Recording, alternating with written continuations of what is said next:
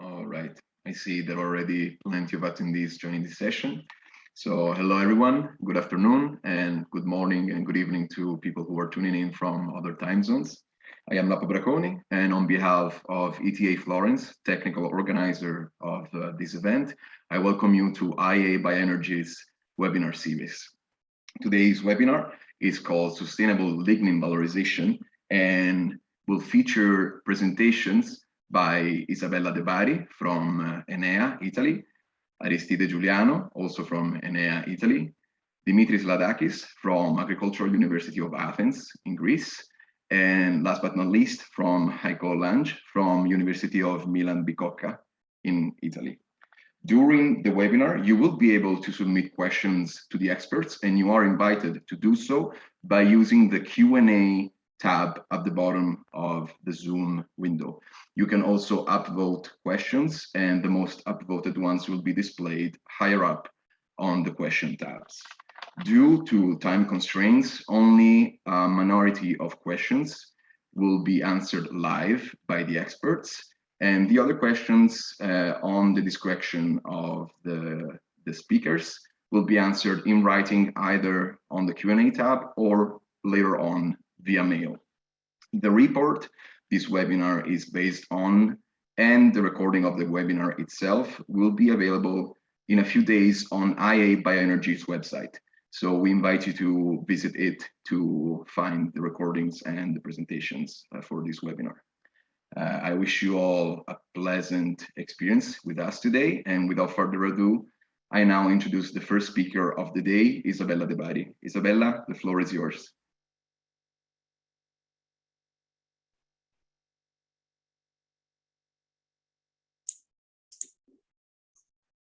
Okay. Okay. Can you see my screen? Can you hear me? Yes. Yes. Okay. So good afternoon and good morning, everybody. Thanks for joining this webinar today. My name is Isabella De Bari, and I work at Enea, one research organization in Italy with programs on biomass valorization. I'm also part of the task IEA 42 on biorefineries as Italian representative. In my presentation today, I'll provide an introduction to the IEA report on lignin, jointly prepared with the Lignocos project that, as mentioned before, will be uploaded on the task IEA 42 webpage in the next days. Lignin makes up approximately 20–30% of the lignocellulosic biomass. It has been considered for decades a waste stream. However, it is an abundant natural resource of bioaromatics, and some estimation indicate that the total lignin amount present in the biosphere exceeds 300 billion tons. With respect to the whole biomass, lignin has a lower percentage of oxygen in its structure, and this implies that lignin could be more easily converted into chemicals and fuels. Lignin holds a big potential, but the economic feasibility of the lignin-based value chains depend on its availability, quality, price, and technical requirement of the target application. One general obstacle to the lignin exploitation is the biomass recalcitrance and the need of a controlled depolymerization. The report contains around 200 pages, and I won't describe all the section, so I'm just giving some anticipation of the main content. Many reports and books were published so far on lignin. The main scope of this report was not only to include scientific updates, but also to collect market data and forecasts, main players, TRL of the technologies, and ongoing European projects. Lignin is a three-dimensional amorphous aromatic polymer containing three basic structures, parahydroxyphenyl, guaiacil, and syringil.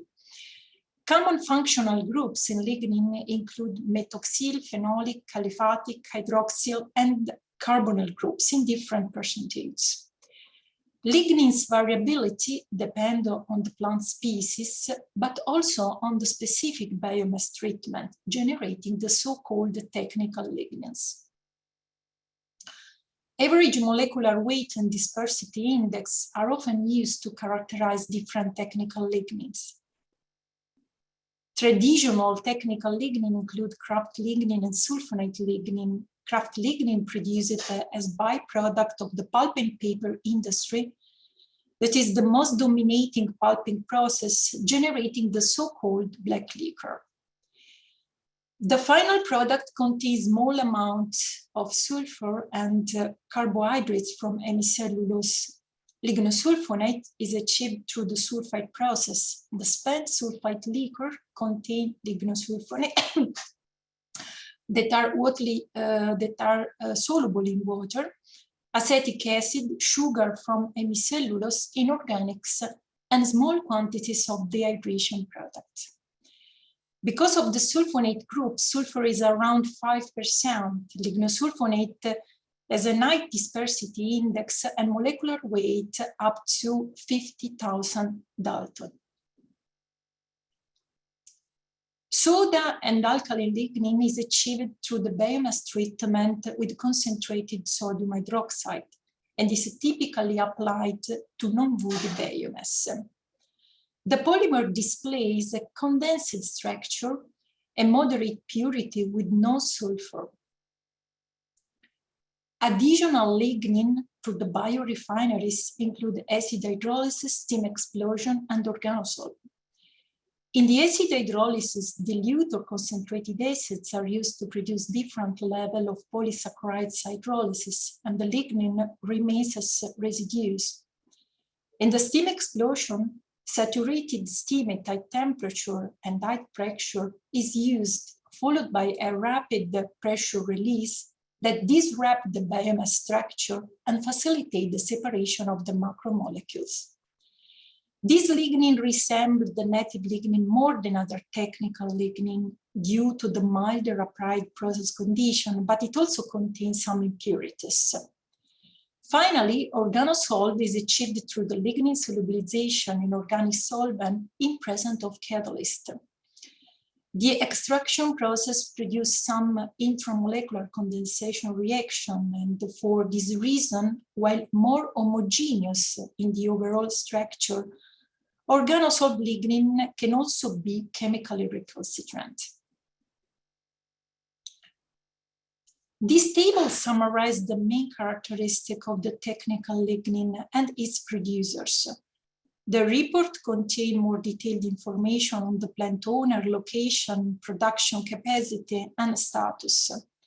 Just to mention some major players, Beauregard produces lignosulfonate, Stora Enso is an important producer of kraft lignin, Green Value produces alkali lignin, Avantium and Sebac as a plant for the production of lignin through acidic treatment, Fibria Lignol produces organosol lignin, and finally, Versalis and Clariant have technology to produce lignin through the steam explosion or steam-assisted process.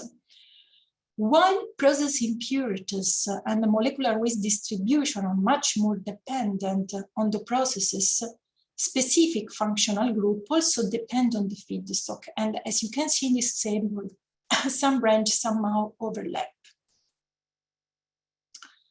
This table lists some main lignin applications, and they include the production of polymeric materials, for instance, as blend with PE, PP, PET, or asphalt, building blocks in the production of resin or polyurethanes. Additional applications include carbon fiber, biochar, bioaromatics, fuel, mixed organic acids, and novel electrochemical application. The specific application falls in a wide range of TRLs. And with a few exceptions, the major part of the application lies between TRL5 and TRL6. And kraft and lignosulfonate are the most widely used lignin so far.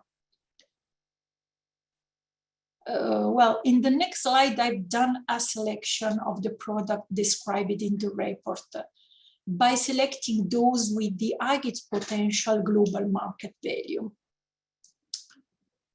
Okay. Resins are formed through condensation reaction. Among the available biomass, softwood are more suitable than hardwoods, due, for instance, to the specific lignin structure, which has a higher number of non-hindered reactive phenolic units.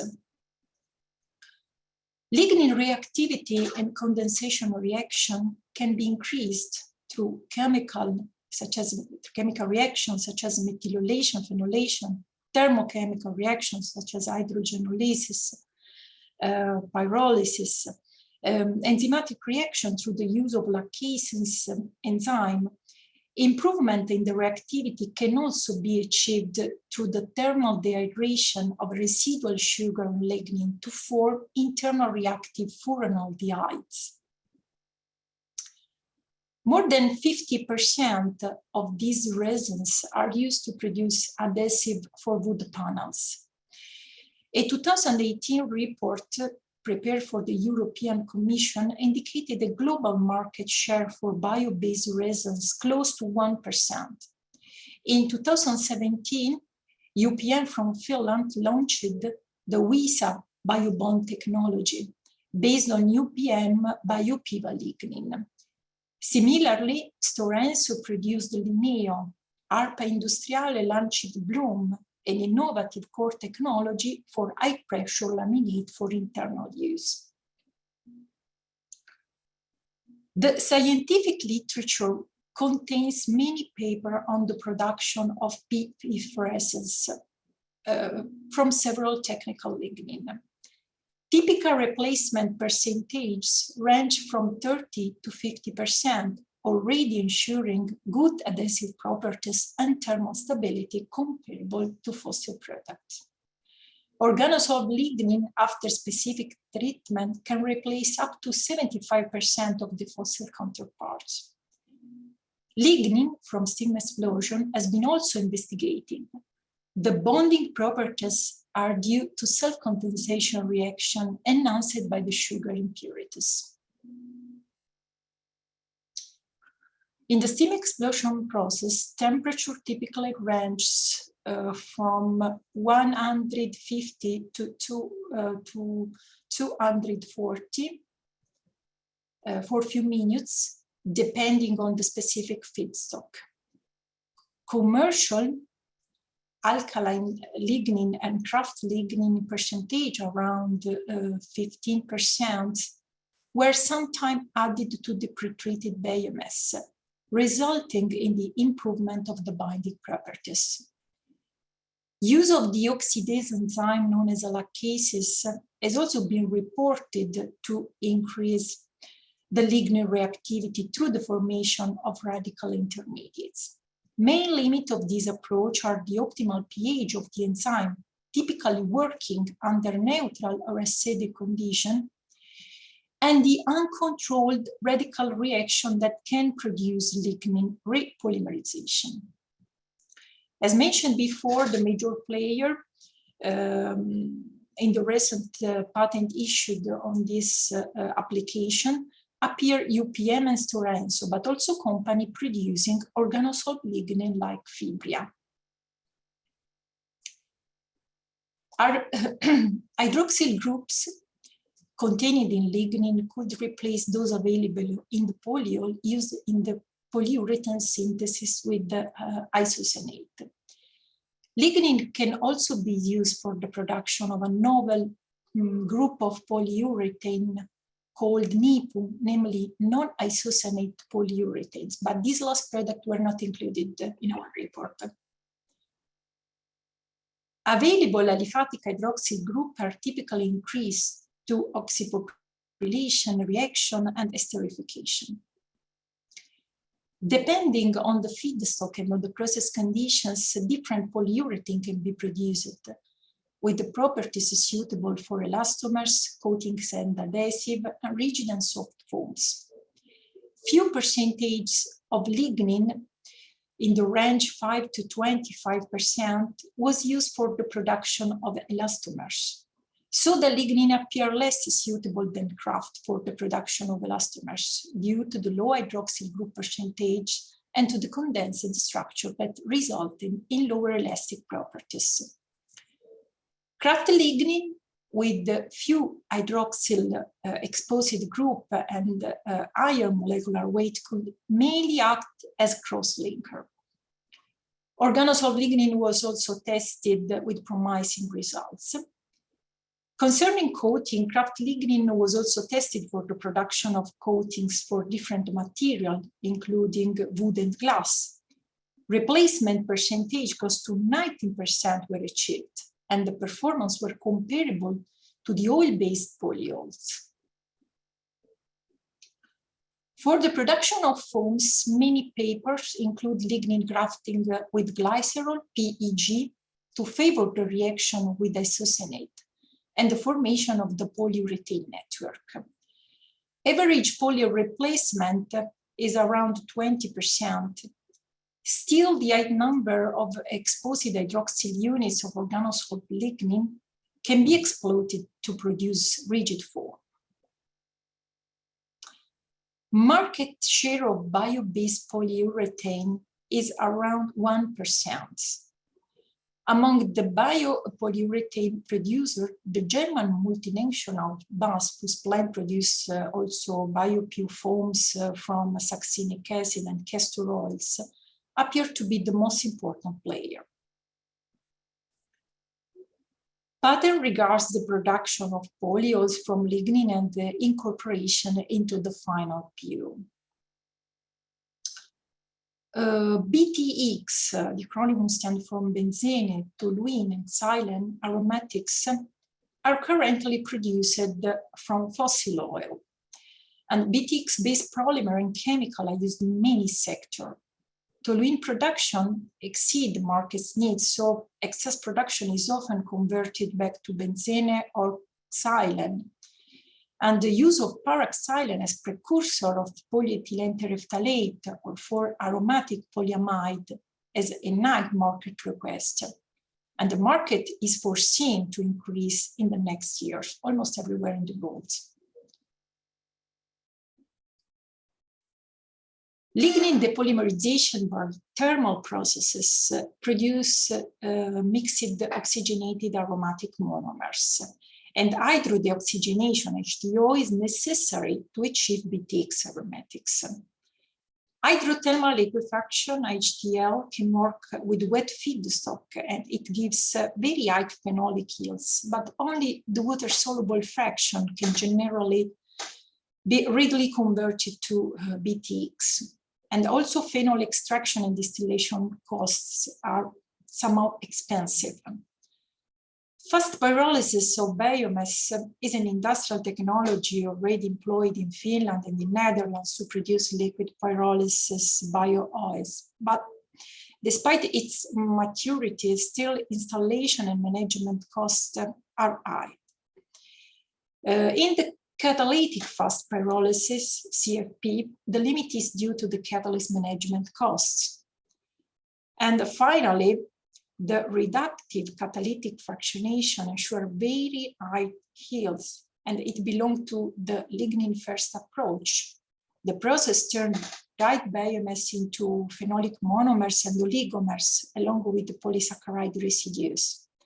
However, the process uses expensive catalyst and high amount of hydrogen, and also the TRL is still around 3-4. Many catalysts were developed for the production of bio-BTX. Conventional HDO catalysts include molybdenum nickel alumina catalyst, high temperature around 500 degrees and high pressure in the range 30 to 60 bar, with aromatic yields up to 78%. And more recent catalysts based on noble metals ensure even higher yields at a milder temperature and pressure conditions. Bio-BTX are drop-in products and could easily enter the BTX market in the future if cost competitiveness is achieved. However, by 2030, the estimated production of bio-BTX will be less than 1% of the total production. Currently, all lignin-based BTX aromatics are still in the demonstration phase, in the R&D phase, and a commercial production could begin only after 2025. In fact, the current TRL associated with the lignin-based BTX production is in the range 4.6, and the current selling price is around $1.4 per kilogram. The main projects on this application include BioBTX project in the Netherlands, which uses catalytic pyrolysis, BioHorizon, based on the optimization of the separation technology, and finally Biomade Bioplastics in UK, based on novel lignin-degrading bacteria and enzyme that can produce aromatics. Conversion of lignocellulosic biomass into fuel include thermal conversion by pyrolysis, hydrothermal liquefaction, solvolysis in organic solvent, and gasification followed by Fischer-Tropsch processes.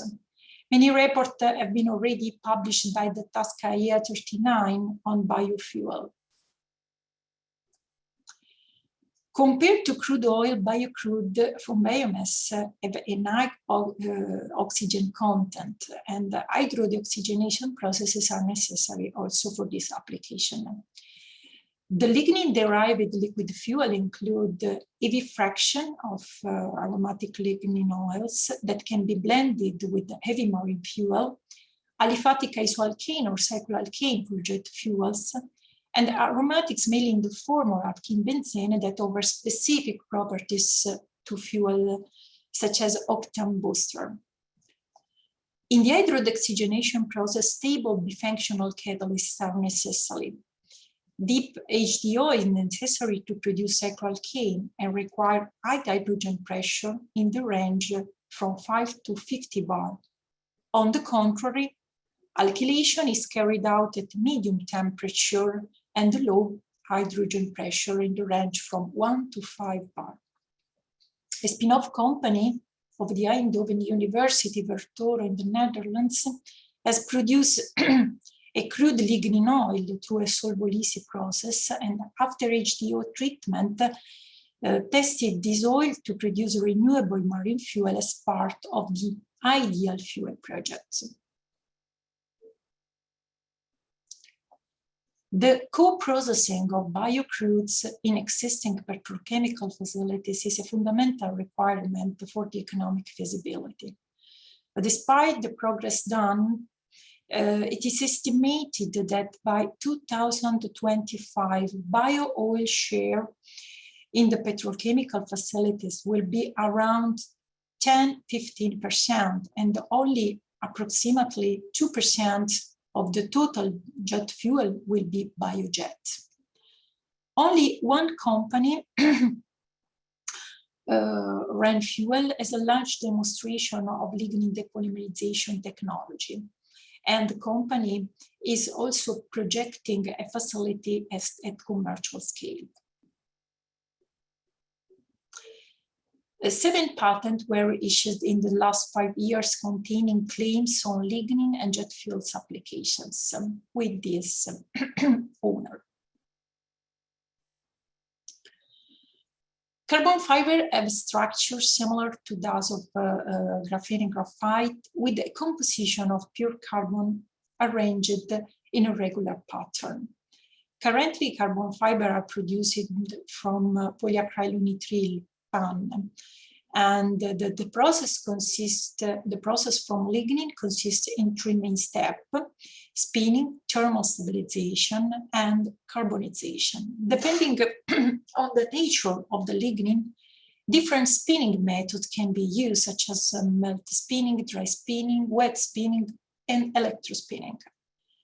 The PAN average cost is around $7 per kilogram, and the estimated cost of a lignin suitable for the production of a medium to low quality carbon fiber is around $2 to $3 per kilogram, generating a carbon fiber with a cost in the range $12–15 per kilogram. In addition to the lower cost compared to palm and the renewability, lignin is expected to offer additional benefits, including high carbon yields and the elimination of the toxic substances involved in the carbon fiber preparation from palm. Lignin modification include esterification, blends with other polymers, blends of different lignin. The main carbon fiber related product is carbon fiber reinforced polymer, usually obtained by incorporating carbon fiber into plastic matrix up to 50–60%. Lignin-based carbon fiber has become an attractive application as the need for low-cost carbon fiber is emerging for making major products such as automotive components or wind turbines. And palm-based carbon fiber are expensive, so they can only be used in very high-value applications. Many lignin generate fibers with diameter, tensile strength, and modules compared to low to medium quality carbon fiber. Kraft lignin has been widely investigated for the production of carbon fiber. Lignosulfonate appear less suitable as they contain inorganic salts impurity and cross-linked structures, but copolymer can improve the quality of the carbon fiber. In Europe, the main research player in the development of carbon fiber reinforced polymer from Kraft lignin is RISE, Research Institute of Sweden, participating in several projects such as the Green Light Project, and additional relevant initiatives are the Libre Project, and also initiatives are ongoing in the US. At the global level, the current TRL range for carbon fiber is around 5, and patents regularly increased over the last decades. Important patent owners include Arkema, Stora Enso, Rise Invention, and International Paper. Okay. So lignin valorization could represent an opportunity to increase the sustainability of the lignocellulosic-based industry, but is still a challenge. Many knowledge network and technological platforms were created, and the ligno cost is one of these.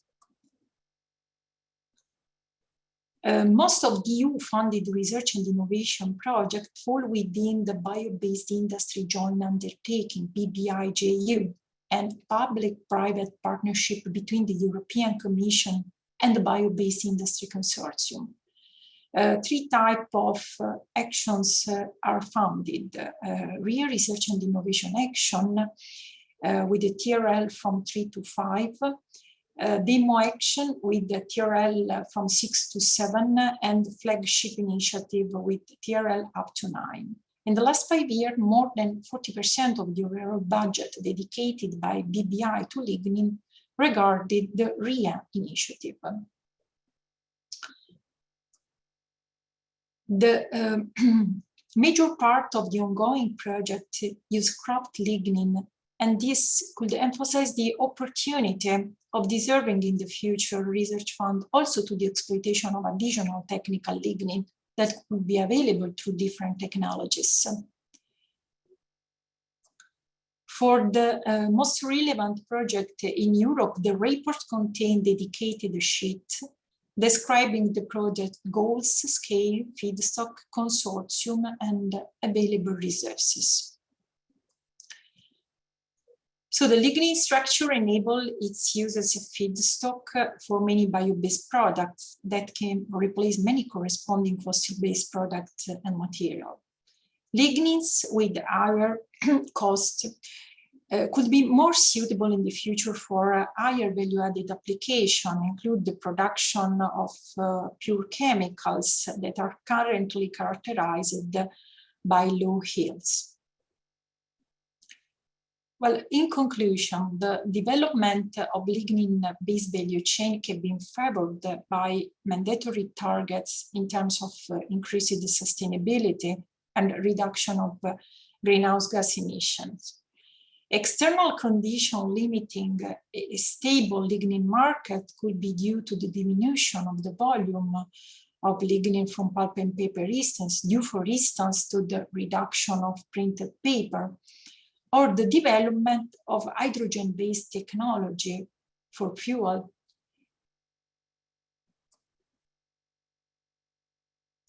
Biomass in the future can have many competing applications for fuel and chemicals.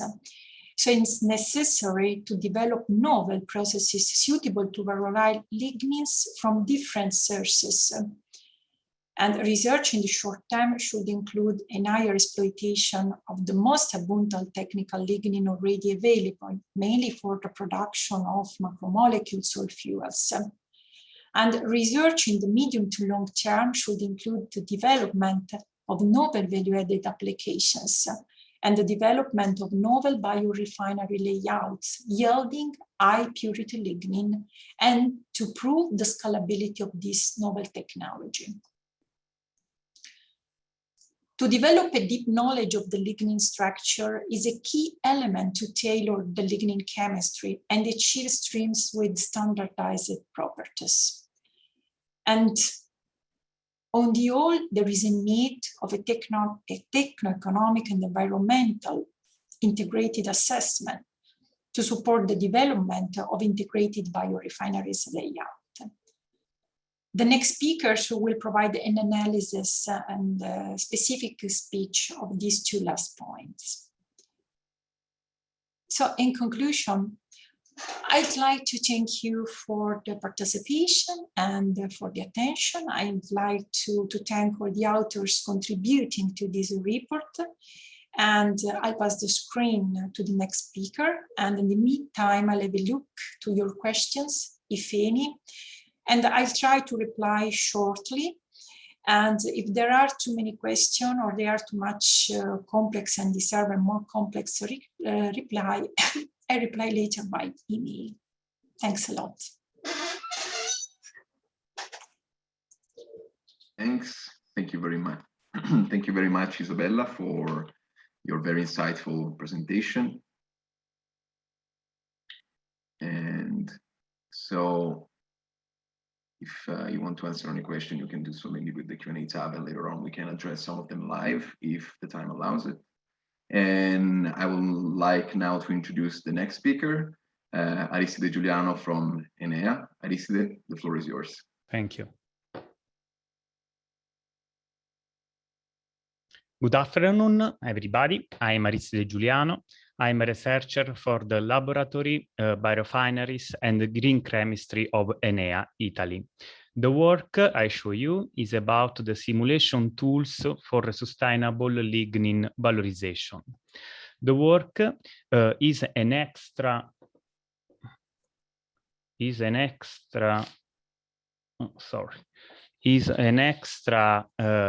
report activity, result of the collaboration between IEA Bioenergy Task 42, Enea, and the Ligno-Cost Network, in particular the Agricultural University of Athens, and then also other universities, University of Thessaloniki, University of Lunds, with them know-how and with input data regarding the lignin conversion processes. And then University of Salerno with the methodological approach and tools for the mathematical model construction, in order to carry out a techno-economic analysis assessment, making convenient the conversion of low quality, high quality lignins. To do this, first, the state of art on techno-economic assessment was studied and included in the IEA Bioenergy report. So the modeling approach to the lignin conversion processes presents no few and no simple challenges because it's difficult to develop relationships linking specific lignin characteristics as molecular weight, composition, purity, and so on, linking these specific lignin characteristics with the conversion process outputs. Also considering that the process conditions or the process yields of which there are not many and rigorous data in literature. Finally, the difficult comparison of the product performances using a kind of technical lignin and then another one. Also respect to the corresponding fossil-based material. But we, despite all, we carried out the modeling by a methodology based on the construction of a process superstructure, considering all possible or alternative process pathways to convert lignin to the target products, using process yield based on or literature data or on experimental data of the other partners. Then a simplified approach was used to differentiate low-quality lignins or high-quality lignins for a specific transformation process, simply changing the percentage of the reactive lignin. Finally, as objective function, the maximization of the maximum lignin market price was used. Why? Because each lignin has a market price depending on the biomass or biomass pretreatment, pulping processes used. And so a lignin-based biorefinery has to pay this feedstock market price to feed the plant. So fixing the final economic gain, the net present value equal to 0, we can maximizing the raw material cost, the market price of the lignin considered. And this maximized value is the maximum lignin market price we can pay obtaining an economically convenient biorefinery. The higher the maximum lignin market price is higher is the economic convenience of the lignin valorization. In particular, the model consists in a mixed integer nonlinear problem where a pair continuous variables and integer binary variables. So fixing the net present value equal to 0, we maximized the lignin market price, obtaining the maximum lignin market price. For each alternative process, we have constraints in terms of material balances, energy balances, investment cost calculation, operating cost calculation, and decision constraints. So this is the process superstructure built with several lignin treatment processes as pyrolysis, hydrothermal liquefaction, oxidative depolymerization, and upgrading and purification processes as the hydrodeoxygenation or the catalytic upgrading, resin synthesis, and so on. In particular, then we added 2 processes that they are in a lab or pilot scale. The lignin dissolution using the deep eutectic solvents and the high temperature electrolysis producing vanillin. The chosen target products are the aromatic monomers as BTX, then the phenol formaldehyde resins, and then the aromatic aldehydes or aromatic acids as vanillin. This slide reports the challenges and the highlights of each main lignin treatment or lignin depolymerization process.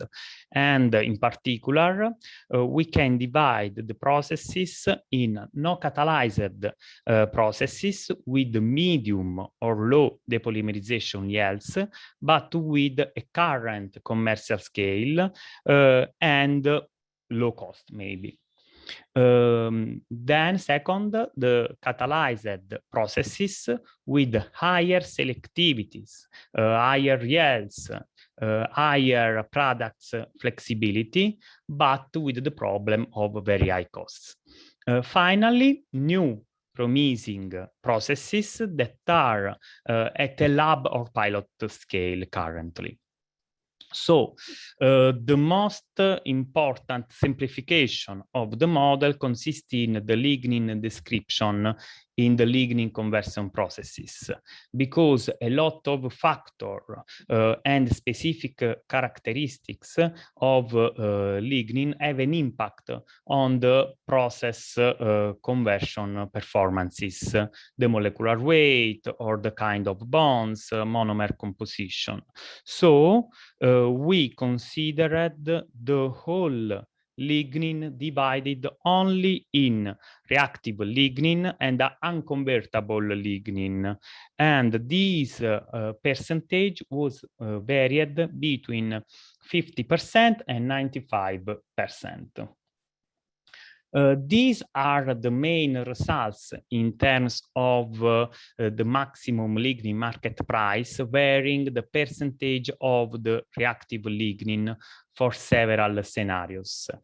So for a plant size of 25 tons per hour of dry lignin and fixing the selling price of products at the current values, literature values, the best target product is the vanillin and aromatic aldehydes, using a simple and economic process, the oxidative depolymerization, for low values of reactive lignin, and an expensive and no commercial process for higher percentage of reactive lignin, the high temperature electrolysis.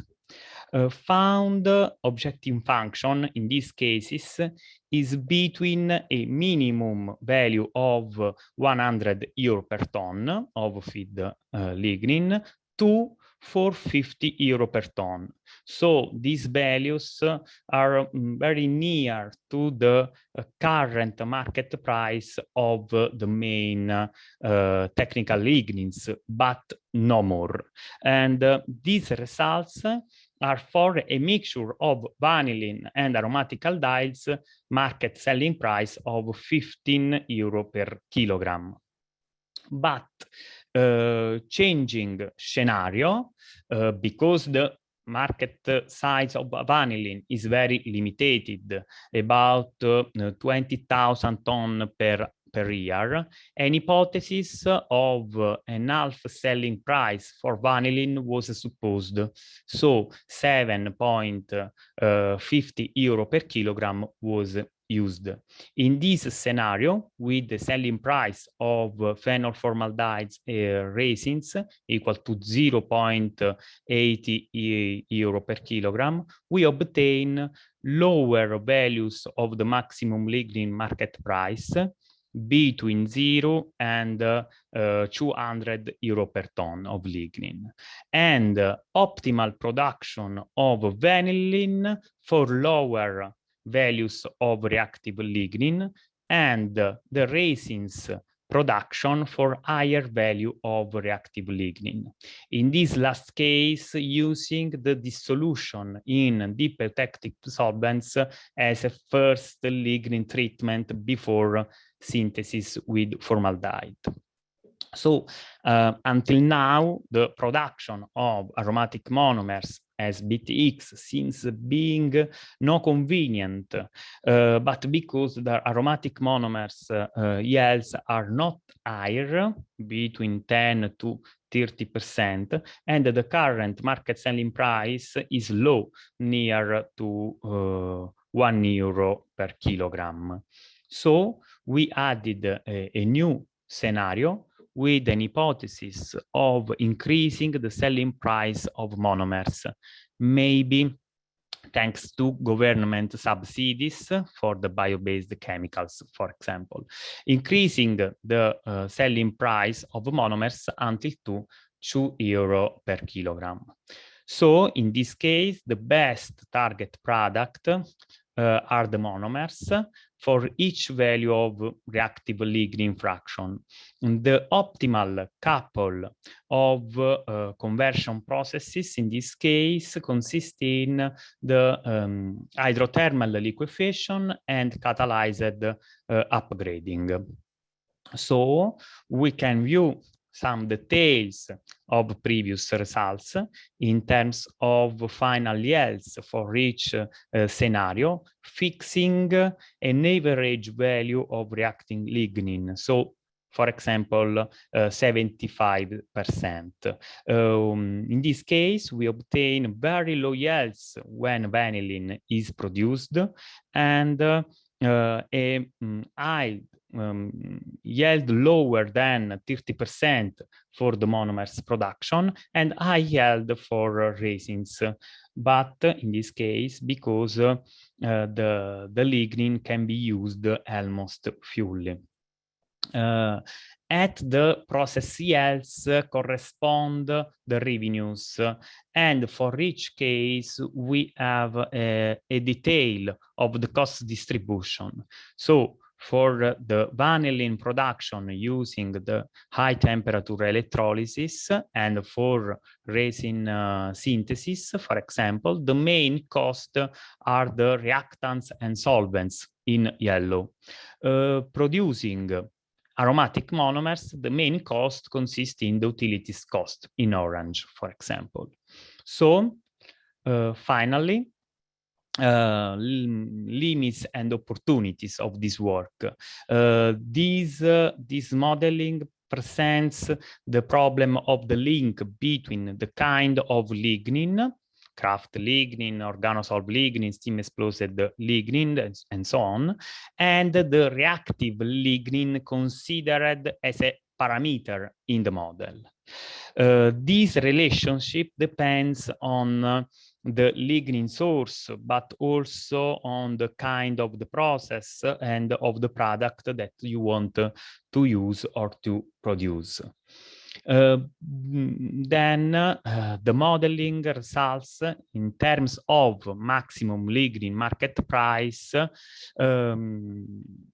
A lignin-based biorefinery can pay is in the market value range of the main technical lignins currently, but for lower value of the reactive lignin, we have a maximum lignin market price too low, I think.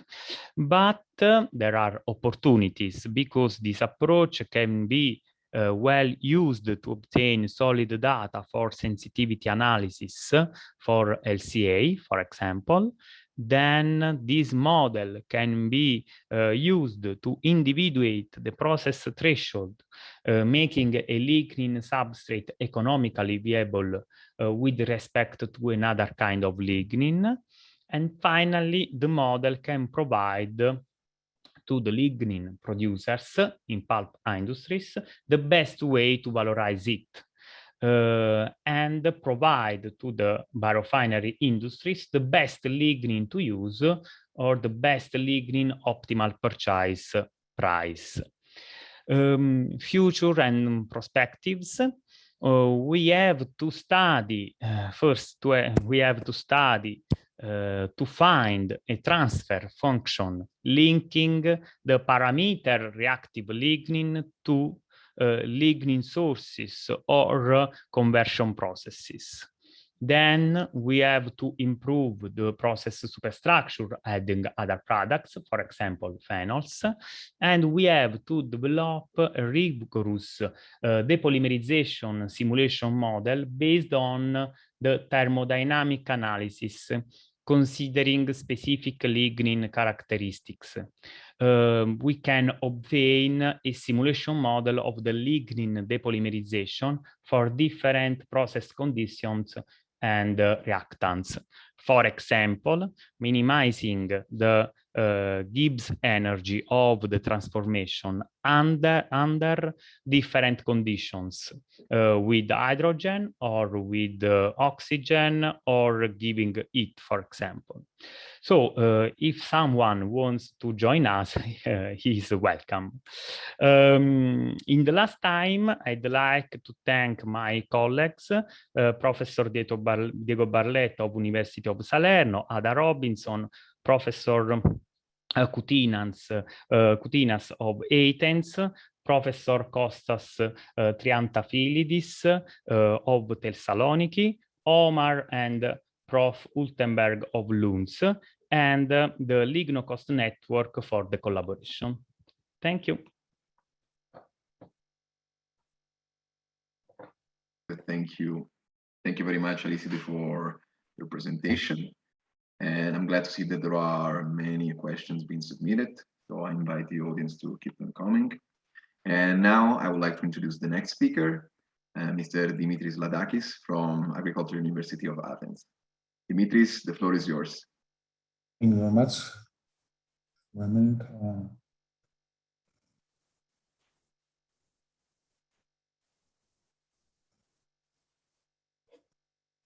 Can you see my screen? Yeah, we can see it. Yeah, and now it's full screen. Thank you.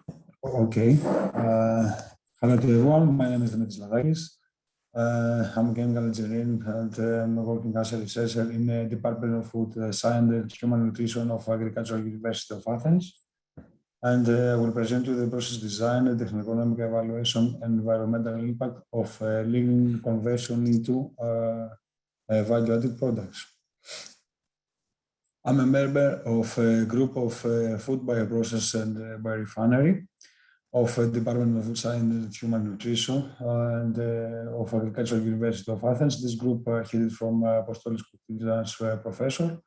And the main research interest of this group is biorefinery development using agri-industrial waste and bioproduct streams, separation of value-added co-products, bioprocess development using entirely renewable resources for the production of platform chemicals, biopolymers, and microbial lipids, and do biorefinery and bioprocess design, including techno-economic evaluation and life cycle assessments.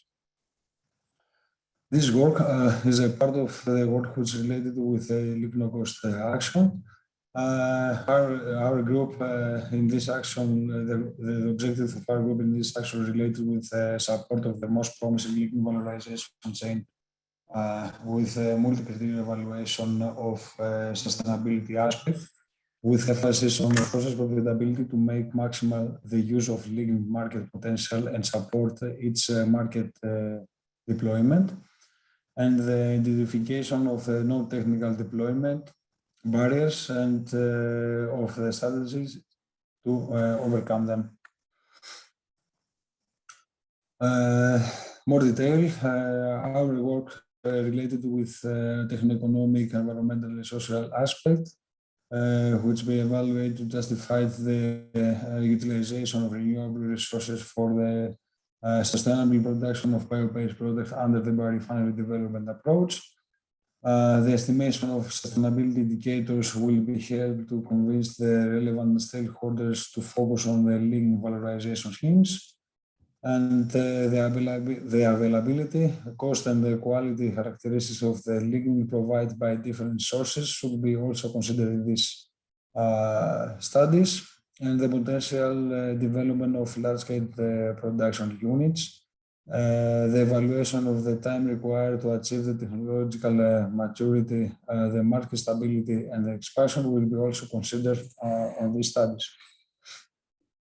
The ongoing studies for the value chains of the lignin related with production of lignin phenol formaldehyde resins. Phenol formaldehyde resins represent about the 1 million tons market on a dry base. The lignin can be substituted up to 50% of expensive petroleum-derived phenols.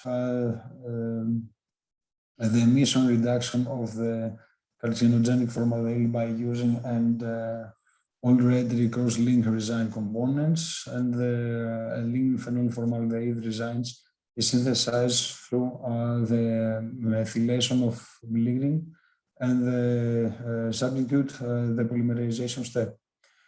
However, the lignin needs to be pretreated to enhance the reactivity to an acceptable level.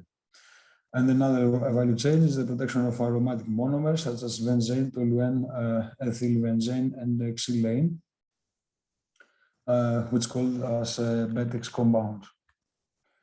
So, in these slides, I will present a study which provided for Professor Triantafyllidis and his group from Aristotelic University of Thessaloniki.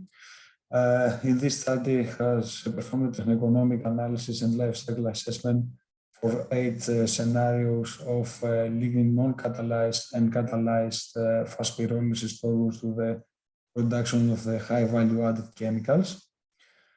Electric energy production was studied as a base case bio-oil scenario, and recovery of the single compounds or fraction is important, and 3 different technologies have been studied. So the technologies for the separation and recovery of compounds which study is the simulated moving bed chromatography, which provides the means of the occurring distinct high purity compounds for the bio-oil, the distillation, and the liquid-liquid extraction, which leads to the bio-oil fraction of chemical groups.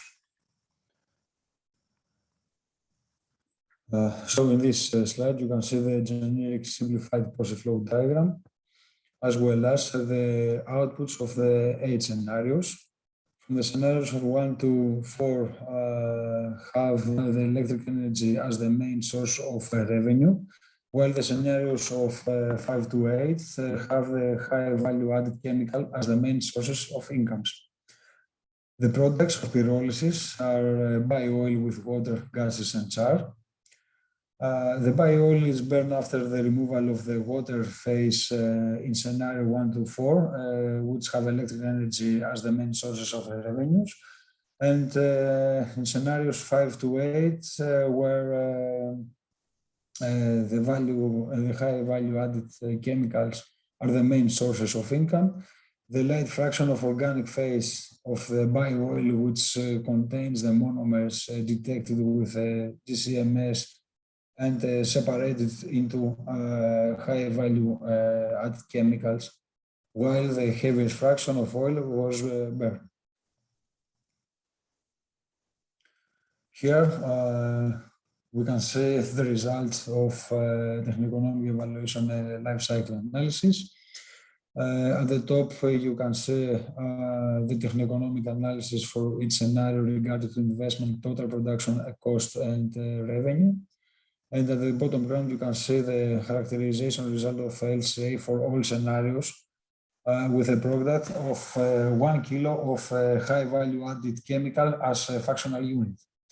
The investments and production costs are higher for catalyst fast pyrolysis using simulated moving bed for the separation of the bio-oil to single compounds, but the revenues are also sustainable higher. The selling price of high value added chemical in scenario 5 to 8 were designed with a return of investment of 10% of as a goal. Regarding the environmental impact, catalytic fast pyrolysis has a slightly more pronounced effect on the all impact categories compared to the thermal pyrolysis. Distillation and liquid-liquid extraction as a separation method have a similar environmental performance, although the simulated move bed inducts a slightly more pronounced effect. The difference between all these 3 separation methods are no more than 15%. So the goal of this study was to compare scenario of production of high value-added chemicals from lignin fat pyrolysis with three various parameters: the type of feedstock, the process type, and the chemical separation method. An important note has to be made is that the craft lignin is the product of treated black liquor, which means that in order to recover a significant amount of processing is required when purchased by the pyrolysis industry as a feedstock, the cost is slightly lower than the organelles of lignin. However, if it is produced and used by on-site pyrolysis unit, as example the paper mill, then the cost of lignin as a feedstock is much lower, and the significant betterment of the economic result is to be expected. In order to maintain the consistency in the comparison, both the craft and organelles of lignin were considered to be purchased from outside sources. The study found that while the craft lignin is slightly cheaper, organelles performs better when using a catalyst. Regarding the process, economic performance of thermal pyrolysis seems to be a better option in comparison with the use of simulated moving bed chromatography, while catalytic pyrolysis can be higher value-added chemicals, and it all depends on the type of the need product. The separation techniques is directly linked to the investment cost as well as the production cost, and it should be selected on the grounds of the requirement chemicals. The process should be tested on the pilot scale before considering scaling them up, since the investment cost reach in some cases the number of 377 million euros. Separation techniques are of high interest as far as the separation of the bio-oil goes, and a lot of research work is to be expected to be done. As a final remark, we would like to note that one of the most important aspects of the potential application of the lignin fast pyrolysis as a process for acquiring high value-added chemicals in static market needs and trends. The process may be able to produce 60 kilo an hour of the specific compounds, which maybe have a present market value of €1,000. However, this doesn't mean that the market can observe the same chemicals in such quantities. But the market oversaturation maybe brings to a significant price drop, which could be potentially break the specific investment plan, and a lot of work is expected to be done in this field. The conclusion of this work is the lignin fast pyrolysis towards to high value-added chemicals shows high potential as a large-scale industrial process. The use of catalysts for the bio-oil upgrading towards to BDX aromatics and alkyl phenols has higher investment and production costs, but offers substantial higher revenues. The column chromatography is the only separation method in an upscale process able to proceed the district high purity compounds, where the distillation a liquid extraction can only separate bio-oil fraction with specific compounds. Additionally, environmental impact of catalysts use is not significant in between of error margins. To continue, there is another study which provided from the Lund University. Here is a techno-economic evaluation of the process for valorizing craft lignin into three monomeric products: the vanillin, vanillin acid, and acetovalilone. In this study, was carried out the process design, the simulation and economics, including the process for craft linen conversion to aromatic chemicals. This process, considering has integrated with existing pulp mill and provide know-how data inputs for the further study of superstructure optimization of the lignin to vanillin route. The preliminary results from this study was presented in this slide. The unit operation, such as reactor, pumps, heat exchangers, are modeled using Aspen Plus software.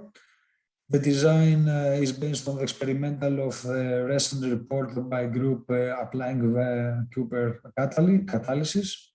Initial economic analysis show that the significant effect of the recovery of the catalyst has on the net present value of the total investment, as it is a major cost. Reducing the amount of catalyst lost through the recovery system will be highly beneficial to the profitability of this process. And finally, this study was carried out from Agricultural University of Athens and related with techno-economic analysis and life cycle assessment for the production of monomeric rich and oligomeric bio-based phenolic compounds from soft craft lignin via base catalyzed depolymerization. In this study, the process design and simulation of the process for bio-based phenolic compounds based on the experimental result from the literature. We carried out the techno-economic analysis, the life cycle assessment, and the design parameters for this study is that the process continues, and the conversion yield of the lignin to products was 55%, where the 40% is related with the oligomers and 50% for oil production. And the capacities which evaluated is from 10 to 100 kilotons of the product. Here represented a process flow diagram of the process, where the process started by mixing the lignin with the sodium hydroxide and water. The solution is continuously driven by high pressure pump into the flow reactor, where the pressure and the temperature increase at 250 bar and 320 Celsius respectively. After the reaction process, the temperatures and the pressure decrease at the ambient levels, and follows the step of oligomer separation by precipitation by using hydrofluoric acid as acidifying agent. The precipitate oligomers separated by using filtration process, and then the filtrated reactor water phase was extracted with methyl isobutyl ketone and the methyl isobutyl ketone and bio-oils and water was separated in distillation via distillation process. The two different products, the oligomers and the bio-oils, finally was dried. After the process design, follows the economic evaluation of this process. And here we can see the minimum sale price, which is estimated for the oil and the oligomers. And we can see the depends of plant capacity with minimum sale price. We can observe that the increase of the minimum sale price by the increase of plant capacity. And in case of the oil, this price reached the value of $0.8 per kilo. And in the case of the oligomers, this value is slightly lower than the $0.6 per kilo. The economic performance of this process was evaluated by perform the net present value. Here we have two different scenarios. The first scenario, the oligomer's selling price was $600 per ton. And in the case of oil, the selling price is $1,000 per ton. And we can say that the profitable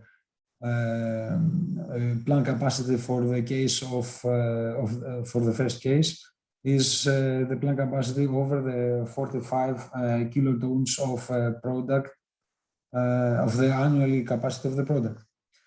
In the case of the oligomer selling price was $800 per ton, and the oil was selling price was $1,000 per ton. The capacities over the 20 kilotons per year indicates the profitable process for the production of these two products. Considering the environmental performance, the global warming potential and abiotic depletion of these two products was compared with lignin phenol formaldehyde production values. And for the phenol formaldehyde, which is the oligomers and oils, indicates lower values at these environmental indicators. To conclude, the production of monomeric rich and oligomeric biobased phenolic compounds from softwood kraft lignin via base catalyzed depolymerization process show high potential as a large-scale industrial process. The minimum selling price of base catalyzed depolymerization oil and base catalyzed depolymerization oligomer estimated lower than the petroleum-derived counterparts, and this indicates the high opportunity for substitution up to 50% of the expressed petroleum-derived phenols. And the environmental impact of base catalyzed depolymerization oil and oligomer estimated lower than the petroleum-derived counterparts. Thank you very much for your attention.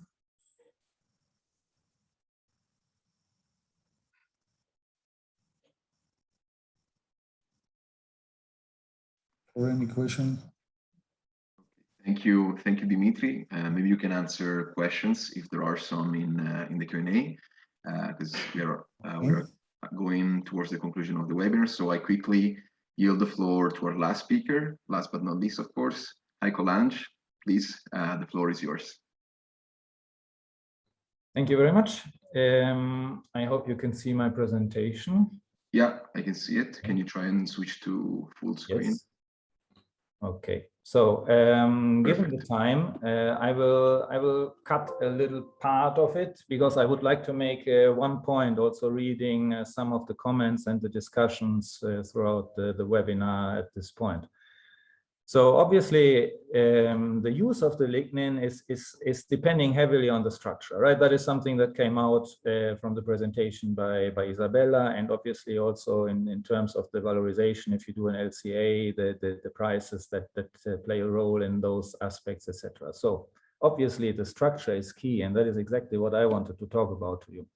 I mean, we all know that the first issue when it comes to lignins is already given by the biomass itself, right? My choice of biomass determines already what I could get out in which type of process, etc. Because obviously, at the end of the day, it's all chemistry, right? It's all organic chemistry in the presence of some inorganic catalysts, reagents, etc., etc. So, first of all, choice of biomass. Then we have the process, and the biorefinery as a theoretical concept looks always nice. We have this clear procedure that we should already, or that we should all ideally follow, etc., etc. But at the end of the day, the question is it really a precise, or how much did the biorefinery world develop and how much got mixed as processes, how much did process parameters change, etc. So can we still predict lignin structures just because the process is named Kraft, for example, or the process is named organosolv?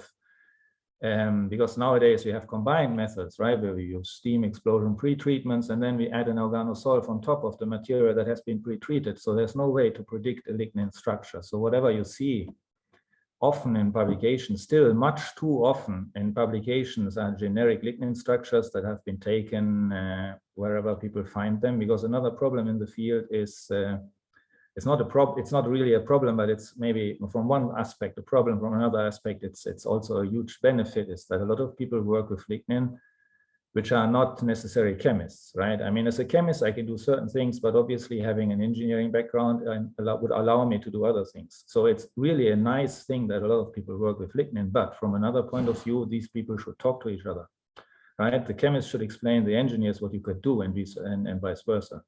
So that is a huge problem from my perspective. So structure is all.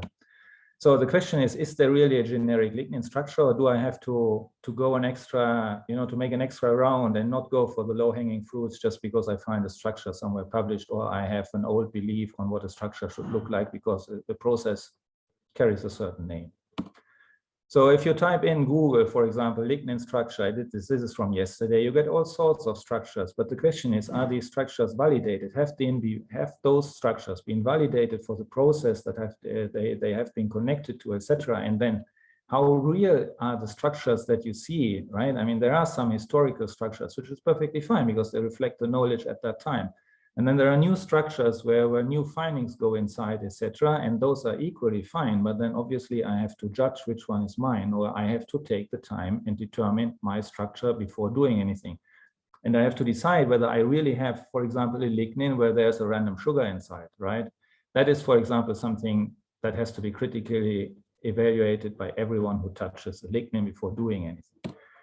So the question is, when it comes to lignins, according to me, according to a little bit taken from a philosopher's point of view and from more fundamental questions posed, for example, by Kant and other philosophers, what can I know? What can I know? What can I know? And what can I really know?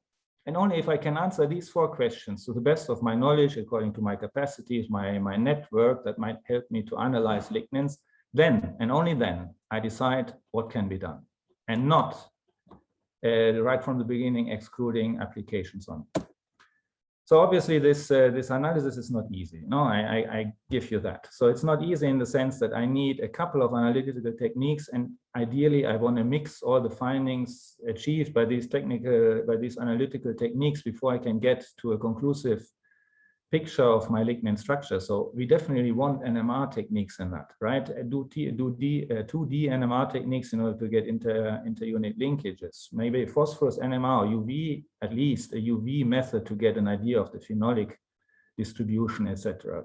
I want GPC in order to get molecular weights, but then the GPC has to be run in a way that my numbers are not house numbers, but real numbers, right? So I need some validation. I want thermal information for sure, but also this thermal information has to be interpreted correctly, right? I cannot interpret a DSC or a TGA correctly if I have no idea what type of functional groups I have. I mean, that is just guessing at the end of the day. Then for some applications, I want to have log-P studies. I want to have XPS studies, because the lignin oligomer or lignin polymer will never exist in form of a chain, right? I have inter and intramolecular interactions. It's chemistry at the end of the day. So I have to treat the lignin like a chemical compound. It's a polymer, it's a complicated polymer, but it depends highly, its structure, its characteristics depend highly on the isolation processes, but it's nothing that I could not know if I really want to know it. So, and that's the point, right? I need to take the time and I need to work on that. And then I can use other techniques. I can fractionate. I can, as I said, I can fractionate, I can extract, and I can analyze my extractives. I can decide whether the extractives are eventually indicating depolymerization during isolation processes, or whether the extractives just indicate that my biomass that I used was really polluted, in the sense that if I take an annual plant that has been harvested from a field that has been used in type of industrial agricultural setting, obviously my lignin that I harvest contains, for example, nitrogen if I run an elemental analysis, but that doesn't mean that my nitrogen is part of the lignin structure, as you read sometimes, right? So in very bad publications, I must say. But I mean, honestly, and also it takes a little bit of common sense and a chemical understanding of the structure before you decide what you can do. So at that moment, when I have my structure, I contact my engineering friends and I tell them what I think one could do. And then they tell me whether that is possible or whether that product that I can eventually make has a certain value, could have a certain value and replace maybe something oil-based, right? So what we did, I mean, that is basically what we do not do anything without knowing the structure of the lignins. So we spend a lot of time doing this type of analysis, fractionating, extracting, analyzing whatever we can get with different methods. We cross-verify, etc., to then come up with some. I mean, we are not the only ones, obviously, right? There are some other groups in the world that do the same type of work. And then if it comes to analytical data, obviously it's always my personal interpretation of the together of the data, right? And then we should all rely on the fact that by publishing, by talking on occasions like this webinar, on conferences like in the old days, that we reflect on our findings and our publications, and that we come to a common sense what structural features of a certain isolated lignin is looking like. Right? And then we go for that lignin, which might be available in huge quantities, which might actually at the moment be available in only limited quantities, but we take that and we take it from there.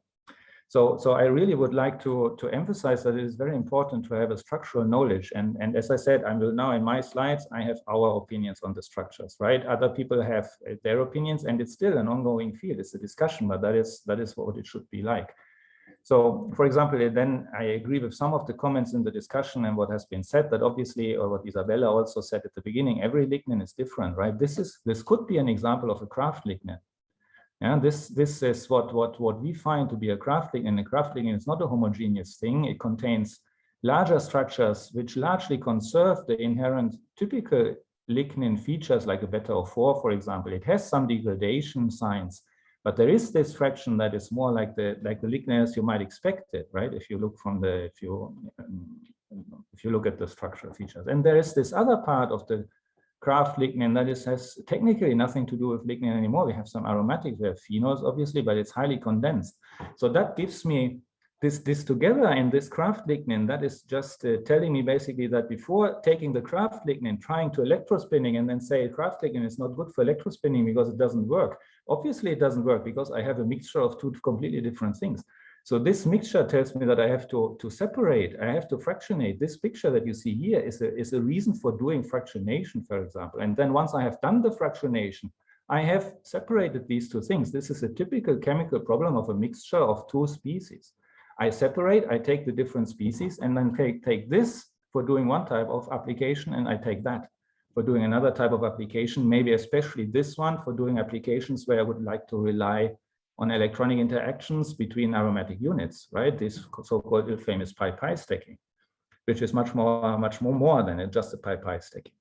So I refine chemically my lignin, wherever it comes from. I have to do this extra step, getting the structure right, knowing what I could eventually do, and also acknowledging what I cannot do with that type of lignin or with that fraction that I might get, right? So we just have to add another step in order to make the most out of it. There's no way that you take one brown powder and it does everything you would like to do. It's just not the case. So then, for example, if you have milled wood lignin, that has a completely different structure, right? It's more linear, it's more oligomers, so it has nothing to do with craft lignin. So if it also, for example, comes to enzymatic studies, no point in testing a lactase activity or how good is a lactase for lignin degradation towards platform chemicals using a craft lignin, for example, because you start from the wrong lignin for that type of process. So why not going for the, maybe not for a milled wood soft lignin, because that's too difficult to get, but for an organosolv, that is just already much better, right? Or a steam explosion organosolv combined lignin, which has more the structural features which are accessible by a lactase. Having said that, however, you could obviously, if you do it right, you can play with the structural features according to tuning process parameters.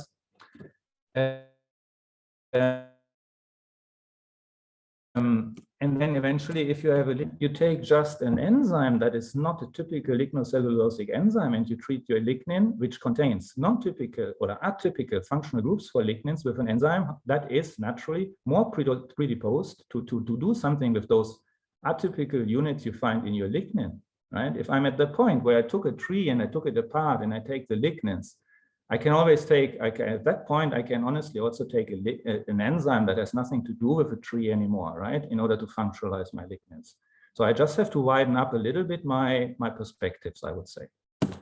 So obviously you have to scientifically prove that the things work, and you have to understand why it works or why it doesn't work, etc. Right? And then at some point you come to the point where you choose the right lignin for the right application, and then high value applications become accessible, because then you know your structure, you can predict eventually certain functionalities, certain interactions, etc. And then you go for the applications, you know, which gives you high values for low value, high volume applications, etc. But you have to take this extra step, understanding the structure, and then you can make capsules, you make particles, you design particles for biochemical processes, you design for industrial processes, you do electrospinning with lignins without any problem, and you make really nice films out of lignin. You just have to know which lignin you have to take and why it works, right?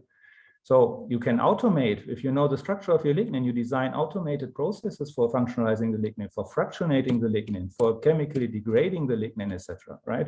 So the structure is key. So everyone working on lignin should really take the effort and think about the structure, get the right picture for the structure, and then, only then, I would say one can decide what could be done. And then we enter also the realm of in silico lignins we can work towards databases and eventually design using standard methods for large molecule description in silico, we can eventually start to describing lignin in silico, right? So that was a very, very quick rush through my presentation, but I think we have 3 minutes, if I get the organizers right, to have some discussion. But I really would emphasize, no, as I said, this is our work on this aspect, but there are other groups which put a lot of emphasis on structures. John Ralph, for example, right? And everyone who worked with John Ralph and grew up in his area, those people rely on structures, and that's the only way to go if we want to make money out of that instead of burning it. There might also be a fraction that is ideal fraction to burn, right? That might also be the case. And with that, I'm finished.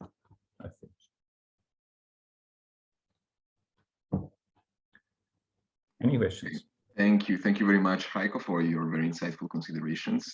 If some of the speakers maybe want to address 1 or 2 questions, I think we can try and do that, because we can spend 5 more minutes, maybe a little, couple more minutes than that, maybe, but time is really pressing. So if some speaker want to address one very pressing question that they noticed from the Q&A, maybe they can do so, but then we should be wrapping up.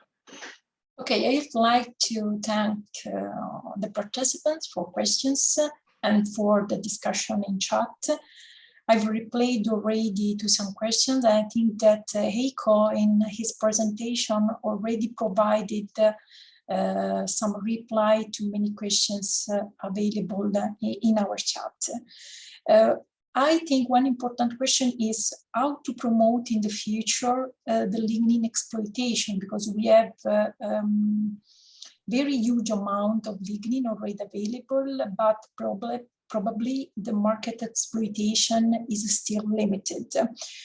Well, I think that it's necessary to develop processes for lignin fractionation. This is most important to achieve standardized lignin streams. And the most abundant lignin in the markets are kraft and lignosulfonate, and the project I have shown before investigate the conversion of this stream, for instance, to carbon fiber or additional value-added application, and try to provide concrete solution for the management of these waste products. Well, in the future, I think that new technology could be available, the so-called lignin first or solvent-assisted pretreatment, DES technology that could probably provide lignin with a highest purity for higher value application.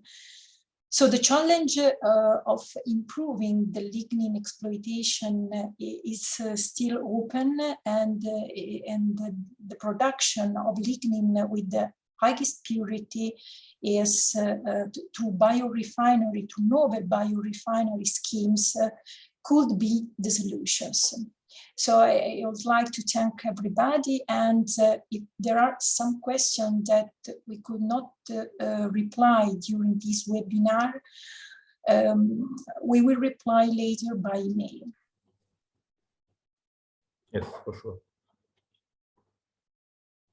Thank you very much, Isabella. And I would like to thank one more time all of our experts who gave their time to be here and present. So thanks to you all, and thanks to everybody in the audience, and thanks for all the very interesting interaction and Q&As that have been going on throughout the webinar up until this point. So I now wish every one of you a pleasant continuation of your day or night, depending on when you are. And I would like to remind you to check IEA Bioenergy's website, and also IEA Bioenergy's social media account, both on Twitter and LinkedIn, because we will be posting announcements regarding the availability of the report this webinar is based upon, and the recording in the next few days. So be sure to check them out, to check our websites and social media accounts to keep yourself in the loop with the material that will be relating to this webinar. So thanks one more time, and I'll see you for the next episode of the webinar series. Thank you. Bye-bye. Thank you very much. Bye. Thanks. Bye-bye. Bye. Thank you Bye-bye. very much. Bye-bye.